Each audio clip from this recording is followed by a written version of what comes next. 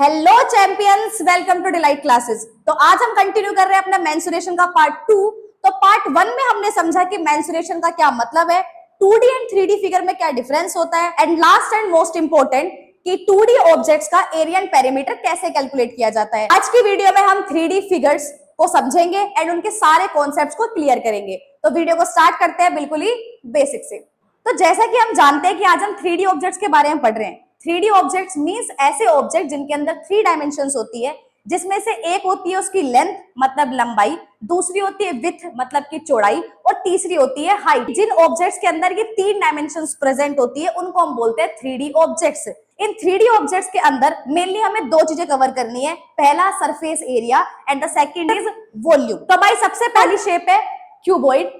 Cuboid जिसके अंदर total 6 faces होते हैं और जो अपोजिट फेस होते हैं वो एक दूसरे के इक्वल होते हैं। एक बार इसको विजुअली समझते हैं।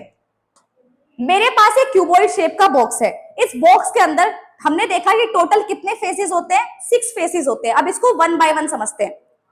ये है हमारा फेस 1, ये है हमारा फेस 2, ये है फेस 3 एंड ये है हमारा फेस 4। जस्ट जैसे कि हमारे रूम के अंदर टोटल कितनी वॉल्स होती है, 4। ये हमारे क्या है, 4 फेसेस तो ऐसे ही हो गए। उसके बाद क्या है, ये बच्चा हमारा फेस 5 एंड ये रहा हमारा फेस 6। जैसे कि हमारे रूम की फ्लोर और हमारे रूम की रूफ। तो जैसे कि एक रूम के अंदर टोटल 4 हमारी दीवारें होती है, एक छत होती है और एक हमारा फ्लोर होता है। सेम ऐसे ही यहां पर भी क्या है कि 4 हमारी क्या है, ये लेटरल साइड्स है, एक हमारा क्या है फ्रंट और एक हमारा क्या है बैक। तो इस हिसाब से एक क्यूबॉइड के अंदर टोटल कितने फेसेस है, 6। ये तो क्लियर हो गया। अब एक चीज और देखनी है कि ये अपोजिट फेसेस इक्वल कैसे होते हैं। ध्यान से देखो, जो ये एरिया है ये बिल्कुल किसके सेम होगा, अपोजिट वाले के सेम होगा। सेम ऐसे ही ये जो है ये किसके सेम है, इसके अपोजिट क्या है ये, तो ये बिल्कुल इसके सेम है। और जो ये वाला पार्ट है ये एग्जैक्टली किसके सेम है, इस वाले पार्ट के। तो इसका मतलब ये है कि जो भी अपोजिट फेसेस होते हैं एक्चुअली में वो बिल्कुल इक्वल होते हैं। अब एक बात और समझना, हर एक फेस जो होता है उसकी जो शेप होती है वो होती है रेक्टेंगुलर शेप। जैसे कि तुम दोबारा से नोटिस करो, यहां पर हमारी चारों डायमेंशन सेम तो नहीं है कि मैं इसको स्क्वायर बोलूं। ये और ये डिफरेंट है, इसका मतलब ये क्या है, रेक्टेंगुलर शेप में। ये भी रेक्टेंगुलर साइड है, ये भी रेक्टेंगुलर साइड है। तो बेसिकली जो क्यूबॉइड होता है वो फॉर्म होता है रेक्टेंगल से। और हमें टोटल कितने रेक्टेंगुलर फेसेस चाहिए होंगे, 6। तो तुम्हारे मन में ये क्वेश्चन आ सकता है कि हम ये सब क्यों जान रहे हैं। तो इसको जानने का रीजन ये है कि मैं चाहती हूँ कि तुम फॉर्मूले को रटो नहीं या फिर याद मत करो, तुम बेसिकली ये रीजन समझो कि एक्चुअली में ये फॉर्मूले कैसे फॉर्म हुए। क्योंकि मेंसुरेशन के क्वेश्चन में सबसे बड़ी दिक्कत यही आती है कि क्वेश्चन सोल्व करने ही समझ में नहीं आते। क्यों? क्योंकि हमने समझा ही नहीं है चीजों को। तो इसीलिए हम यहाँ पर चीजों को समझ रहे हैं ताकि हम इजीली अपने क्वेश्चंस को टैकल कर सके। तो अब समझते हैं कि फॉर्मूला कैसे फॉर्म होगा। देखो, इस साइड को माना जा रहा है L, ये हमारी लेंथ है। इसको हम क्या बोलेंगे, ये हमारी क्या है, ये हमारे बॉक्स की ब्रेथ या फिर विड्थ है, और ये क्या है, बॉक्स की हाइट। सेम जैसे यहां पर देखो, ये हमारी लेंथ है, ये हमारी हाइट है और ये हमारी विड्थ है। ये इतना चौड़ा हमारा बॉक्स है, ये उसकी लंबाई है और ये उसकी हाइट है। ये तीनों चीजें हमने लिख ली। अब इसकी बात करना, इसके अंदर क्या था, ये हमारी हाइट थी और ये हमारी लेंथ थी। जब भी हम रेक्टेंगुलर का फॉर्मूला निकालते थे कि रेक्टेंगल का एरिया कैसे कैलकुलेट करते हैं, तो क्या करते थे, हम दो साइड्स की मल्टीप्लाई कर देते थे। तो क्या करेंगे, इसकी और इसकी मल्टीप्लाई, जो हम करते भी थे L मल्टीप्लाई B। सेम ऐसे अगर मुझे इस तरफ का एरिया निकालना हो तो क्या करा जाएगा, इस साइड की और इस साइड की मल्टीप्लाई कर देंगे, या फिर इस साइड की और इस साइड की मल्टीप्लाई कर सकते हैं, क्योंकि अपोजिट साइड तो इक्वल होती है। सेम ऐसे ही अगर मुझे यहाँ का एरिया निकालना होगा तो यहाँ भी क्या होगा, इस साइड की और इस साइड की मल्टीप्लाई हो जाएगी। इस तरफ का एरिया निकाला L मल्टीप्लाई H, तो हमने क्या लिख दिया, L मल्टीप्लाई H। मुझे पता है कि इसके अपोजिट वाला बिल्कुल सेम है, मतलब इसका भी एरिया क्या होगा, L multiply H plus L multiply H। Next अब निकालते हैं इसका एरिया, ये चौड़ाई बॉक्स की, ये बॉक्स की, तो B मल्टीप्लाई H। अगर ये B मल्टीप्लाई H है तो ये भी क्या होगा, B मल्टीप्लाई H। अब लास्ट क्या बचा, ये है बॉक्स की चौड़ाई और ये है बॉक्स की लंबाई L multiply B plus L multiply B। तो बेसिकली हमने क्या किया, क्योंकि हमारे पास 6 फेसेस थे, हमने एक फेस का एरिया निकाला, उसके दूसरे जो अपोजिट फेस है वो बिल्कुल इक्वल है, सेम ऐसे सेकंड और सेम ऐसे थर्ड, तो टोटल 6 फेसेस के हमने एरिया कैलकुलेट कर लिया। अब क्या करेंगे, 2L मल्टीप्लाई H कितनी बार आया, 2 बार आया, तो हम यहाँ पे क्या लिखेंगे, 2 मल्टीप्लाई L मल्टीप्लाई H, कि 2 बार आया था L और H।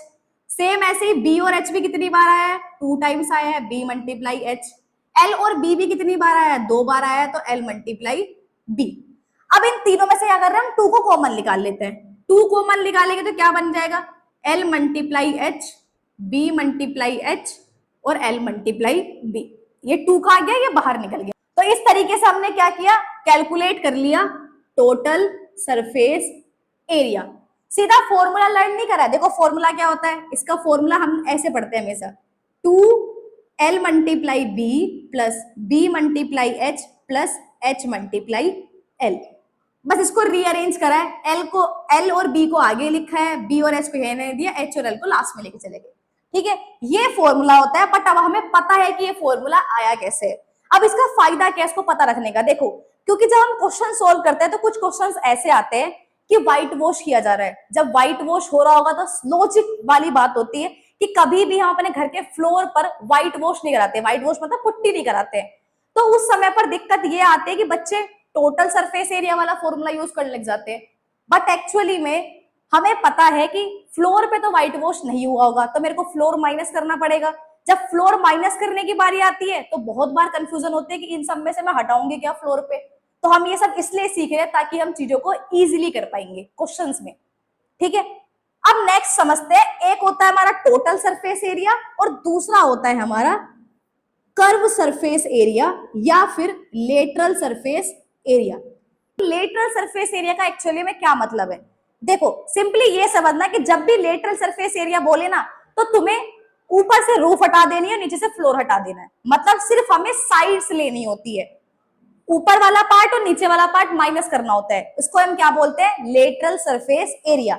अगर एक रूम के हिसाब से देखा जाए तो हम अपनी छत गायब कर देंगे और नीचे का फ्लोर गायब कर देंगे, सिर्फ क्या बच जाएंगी, साइड वाली 4 दीवारें। तो इनको हम क्या बोलेंगे, लेटरल सरफेस एरिया। अब कंफ्यूजन ये आएगी कि जब हमें छत को और फ्लोर को माइनस करना है, ये तो समझ में आता है कि दोनों के दोनों क्या होंगे, इक्वल होंगे, बट जब इसको माइनस करेंगे तो क्या माइनस करें, LB, LH या फिर HL। तो इसको भी देखो, यहां पर ये हमारी क्या है, छत वाला काम कर रही है, ये तो हमारी क्या है L, और ये वाला पार्ट क्या हमारा B। तो जब भी तुमसे फ्लोर या फिर रूफ माइनस करने के लिए बोला जाए तो एक्चुअली हमें किसको हटाना है, L और B, लेंथ मल्टीप्लाई B को हटा देना है। जब ऊपर से हटेगा तो सेम नीचे से भी यही आंसर आएगा, L मल्टीप्लाई B, अपोजिट है तो इक्वल होंगे। तो इसका मतलब क्या बचा, अगर मैं L और B को गायब कर दूं तो क्या बचेगा, BH और H और L। तो 2 बाहर, क्या बचा, B multiply H plus H multiply L।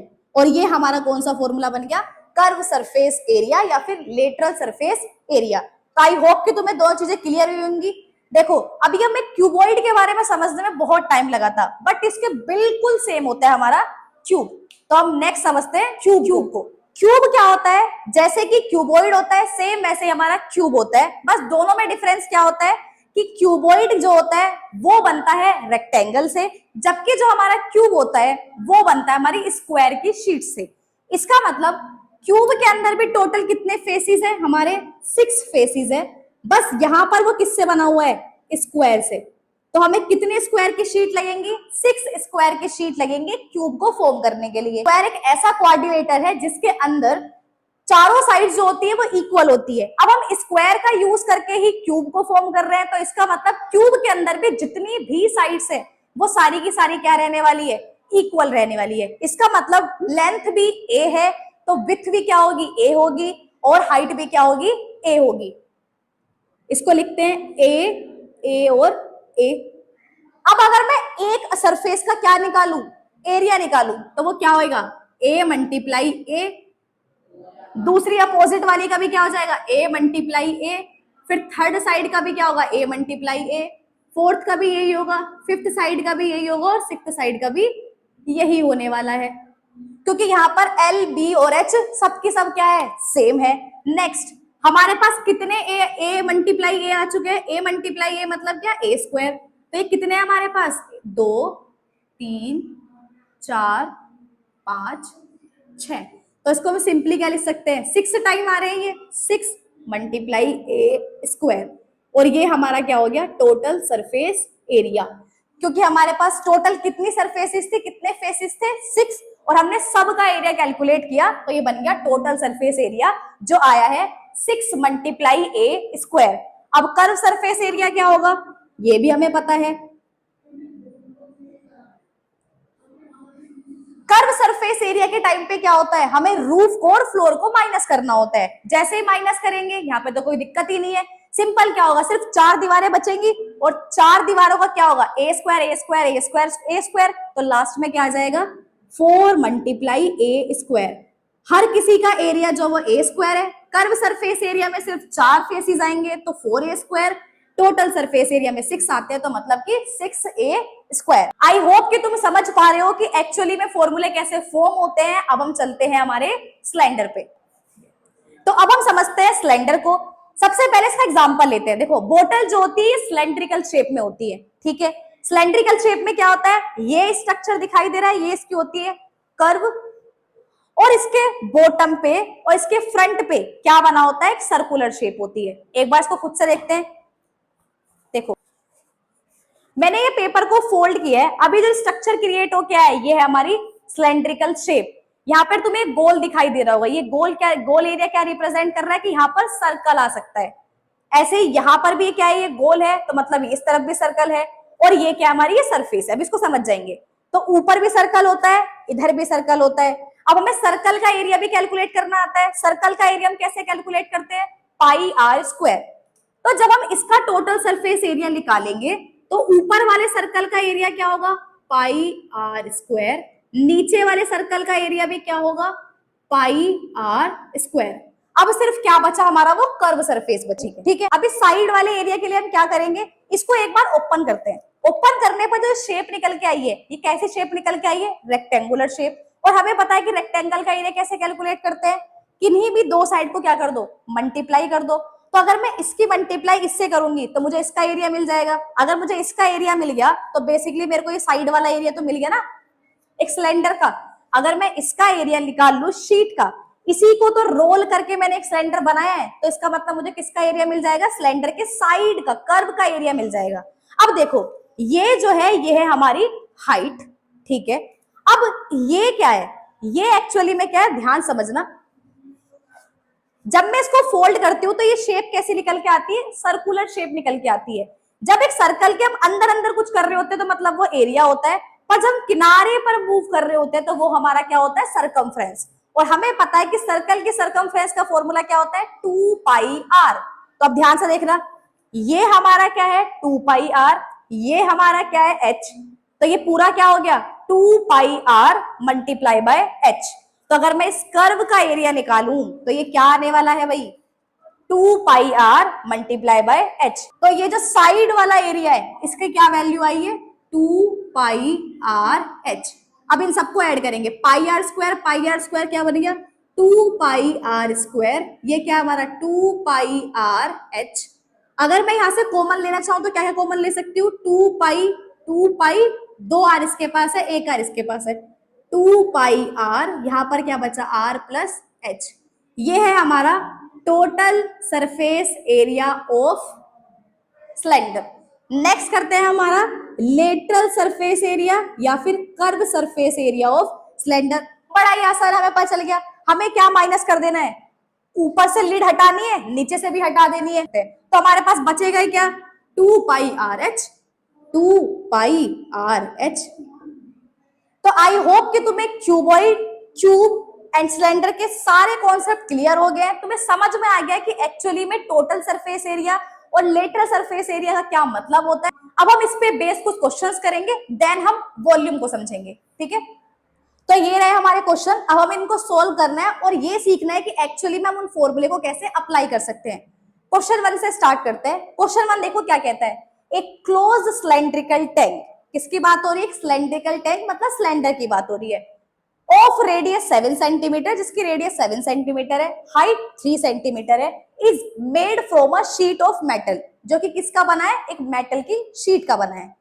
How much मतलब कितनी sheet of metal is required, इसने क्वेश्चन में ये पूछा है कि हमें कितनी मेटल की शीट की जरूरत पड़ने वाली है।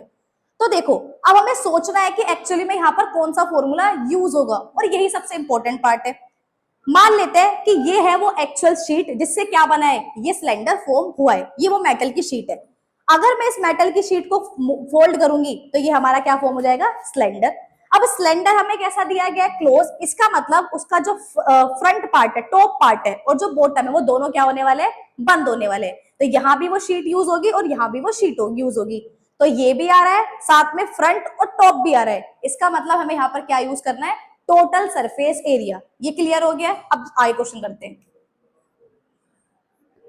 तो हमेशा कोशिश करना कि पहले क्वेश्चन को ड्रॉ कर लो, जो भी तुम्हें समझ में आता है, फिर जो भी गिवन है उसको लिखो पहले, तभी हमें चीजें धीरे धीरे क्लियर होती है। तो हम इसको ड्रॉ करते हैं।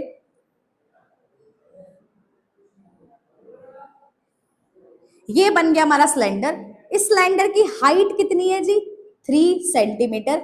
रेडियस कितनी है, 7 सेंटीमीटर। रेडियस क्या, सेंटर से सरकमफ्रेंस तक की लेंथ, ये कितनी है हमारी, 7 सेंटीमीटर। मुझे ये भी क्लियर हो चुका है कि क्या कैलकुलेट करना है, टोटल सरफेस एरिया। अब टोटल सरफेस एरिया का फॉर्मूला क्या होता है, ऊपर भी सर्कल है पाई आर स्क्वायर, नीचे भी सर्कल है पाई आर स्क्वायर, और साइड का एरिया क्या होता है, 2 pi r h, means 2 pi r square use होंगे, 2 पाई आर एच यूज होगा। इसको अगर मैं सिंप्लीफाई कर दूं, 2 पाई आर और ब्रैकेट में आर प्लस एच। तो अगर फॉर्मूले भी याद नहीं हुए अभी तक, पर हमें कॉन्सेप्ट पता है, इसलिए हम कभी भी इस चीजों को सोल्व कर सकते हैं। अब क्या करेंगे, वैल्यू पुट करने स्टार्ट करते हैं। 2 हमने ऐसे ही लिखा, पाई की वैल्यू हमें पता ही होती है कितनी होती है, 22 अपॉन में 7। क्वेश्चन में अगर 3.14 गिवन है तो उसको वही पुट करेंगे। रेडियस कितनी है हमारी, 7 सेंटीमीटर। फिर ब्रैकेट लगाया, ये क्या लिखेंगे हम, 7 सेंटीमीटर। हाइट कितनी है हमारी, 3 सेंटीमीटर। अब क्योंकि हमने पहले बोर्ड मास की क्लास ले रखी है, तो हमें पता है कि सबसे पहले यहाँ क्या सोल्व होगा, ब्रैकेट सोल्व होगा। तो पहले ब्रैकेट को सोल्व करते हैं। 2 मल्टीप्लाई 22 अपॉन में 7 मल्टीप्लाई 7, 7 प्लस 3 कितना हो गया, 10 सेंटीमीटर। ठीक है, या फिर 10 लिख लेते हैं, यहीं पे 10 हो गया। अब क्या करेंगे, ये भी यहाँ पर मल्टीप्लाई में ही है। अब 7 से 7 कैंसिल कर देंगे, 2 मल्टीप्लाई 22 44, और मल्टीप्लाई बाय 10 440। अब सेंटीमीटर सेंटीमीटर क्या हो गया, सेंटीमीटर स्क्वायर। मैंने लास्ट लेक्चर में समझाया था कि जब भी एरिया कैलकुलेट होता है तो यूनिट की जो एक्सपोनेंट होती है वो क्या रखी जाती है, स्क्वायर। ठीक है, अब आते हैं हमने क्वेश्चन नंबर 2 पे। क्वेश्चन नंबर 2 में क्या बोला है, find the side of a cube. Cube की बात हो रही है, इतना तो क्लियर हुआ एक बार रीड करने पे। ठीक है, दोबारा रीड करते हैं। Find the side of a cube. Cube of मतलब की, तो क्यूब की क्या फाइंड करनी है, साइड फाइंड करनी है। Clear, whose surface area is 600 centimetre square, जिसका सरफेस एरिया कितना है, 600 सेंटीमीटर स्क्वायर। अगर कभी ये मेंशन ना हो कि ये सीएस से है या फिर टीएस से है, तो तुम्हें बाय डिफॉल्ट समझना है कि जब भी सिंपल सरफेस एरिया लिखा है तो टोटल सरफेस एरिया की बात हो रही होती है। तो यहाँ पर भी किसकी बात कर रहा है, टोटल सरफेस एरिया की। तो देखो अभी क्वेश्चन तुम्हें समझ में आया कि नहीं समझ में आया, मेरे को नहीं पता, पर हम क्या करेंगे, हमेशा क्वेश्चन को कैसे अप्रोच करना है, जो भी तुम्हें गिवन है उसको बस तुम लिखना स्टार्ट करो, जितना तुम्हें समझ में आया। मुझे समझ में आया क्यूब की बात हुई है, ठीक है, तो बात किसकी हो रही है, क्यूब की। क्यूब की मुझे क्या फाइंड करनी है, साइड। मुझे ये समझ में आई है क्या फाइंड करनी है, साइड, वो मुझे नहीं पता है। मुझे दिया था सरफेस एरिया, अब मुझे ये भी क्लियर है कि जब कुछ नहीं मेंशन है तो मतलब वो टोटल सरफेस एरिया है। तो टोटल सरफेस एरिया कितना हो गया हमारा, 6 सेंटीमीटर, 600 सेंटीमीटर स्क्वायर। डन। अब क्या करेंगे, अब हम सोचेंगे जो हमारा टोटल सरफेस एरिया है एक्चुअली में वो क्या होता है क्यूब का। तो क्यूब के अंदर 6 फेसेस होते हैं, 6 फेसेस का मतलब क्या होगा, 6 मल्टीप्लाई ए स्क्वायर। तो टोटल सरफेस एरिया का फॉर्मूला क्या है, 6 मल्टीप्लाई ए स्क्वायर, और यहाँ पर ए क्या होती है हमारी साइड। ये किसके बराबर है, 600 सेंटीमीटर स्क्वायर के। अब देखो बस ये जो हमें गिवन है इसे लिखने से हमें ये समझ में आ गया, 6 एक फिक्स नंबर था, ए ही तो हमारी साइड थी वो। तो हम यहाँ से क्या कर सकते हैं, अब हम यहाँ से साइड को कैलकुलेट कर सकते हैं।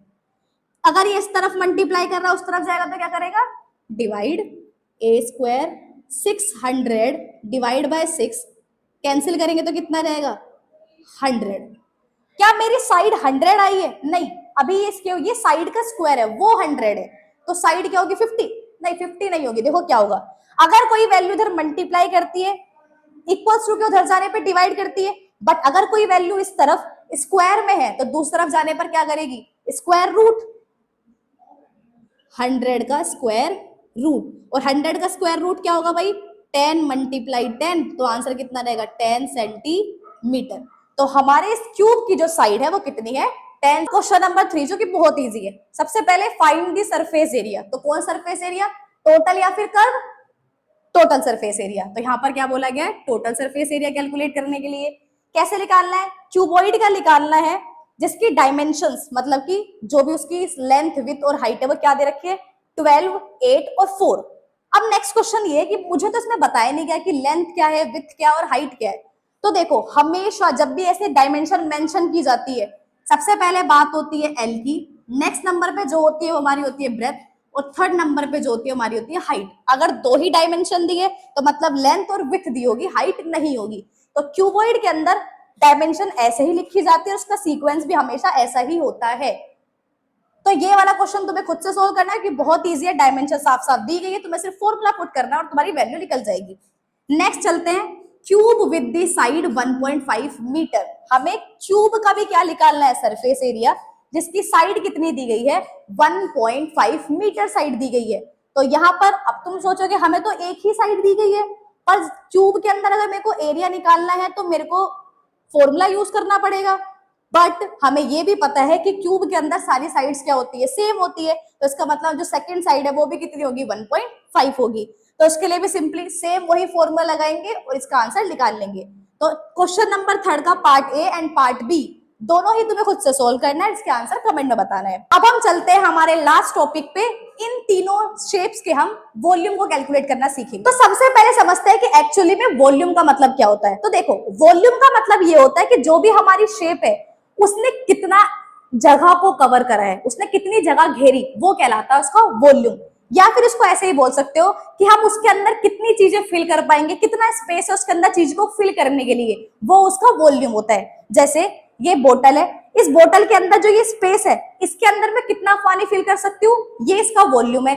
जो कि मुझे पता है कि ये बोतल कितने की है? 1 लीटर की। तो इस बोतल का वॉल्यूम कितना है? 1 लीटर। अब हमें देखना है कि एक्चुअली में ये कैलकुलेट कैसे किया गया कि इस बोतल का वॉल्यूम 1 लीटर है। वॉल्यूम को कैलकुलेट करने से पहले एक बात को तुम ध्यान से समझ लो कि जब भी हम वॉल्यूम कैलकुलेट करेंगे तो इसके लिए हम क्या करेंगे? जो भी हमारा बेस होगा, इस बेस की मल्टीप्लाई कर देंगे हाइट से। अब इसका मतलब क्या है? देखो, जैसे कि हमने क्यूबॉइड के अंदर देखा था कि क्यूबॉइड किसका बना होता है? रेक्टेंगुलर शीट का बना होता है। तो इसका जो बेस है वो किसका होगा? रेक्टेंगल का होगा। क्यूब के अंदर जो बेस होगा वो स्क्वायर शेप का होगा। ऐसे सिलेंडर के अंदर जो बेस और जो टॉप वाला पार्ट था वो किसका था? सर्कल का बना हुआ था। तो हमें एक बेस चाहिए और उसकी मल्टीप्लाई किससे करनी है? बस हाइट से करनी है। ठीक है, इसको और अच्छे समझते हैं। मान लेते हैं कि बोतल है, इस बोतल के मैंने बहुत सारे टुकड़े कर दिए। टुकड़े करने पर मुझे क्या मिलता है? सर्कुलर शेप मिलेगी, जो कि मैं मान लेती हूँ मुझे ऐसी शेप मिलेगी। तो ऐसे ही बहुत सारे टुकड़ों से मिलकर क्या बना होता है? हमारा सिलेंडर बना होता है। अगर मैं इस एक टुकड़े का एरिया कैलकुलेट करूं तो इसका एरिया क्या आएगा? पाई आर स्क्वायर। और ऐसे ही अगर मेरे को बहुत सारे टुकड़ों का एरिया कैलकुलेट करना है तो मुझे एक चीज और ऐड करनी पड़ेगी, उसकी हाइट ऐड कर दो। तो इसीलिए मैंने बोला कि जब भी वॉल्यूम कैलकुलेट करते हैं तो हम क्या कर रहे होते हैं?